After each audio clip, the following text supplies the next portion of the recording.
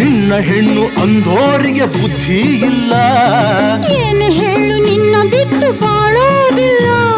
ಕೋಪ ಬಂದರೆ ಸುಮ್ಮನಿರಲ್ಲ. ಆಗಲೇ ನೀನು ಚೆನ್ನಾನಲ್ಲ. ಅಯ್ಯೋ ಏನು ಮಾಡಲಿ ಆ ದೇವರೇ ಬಲ್ಲ.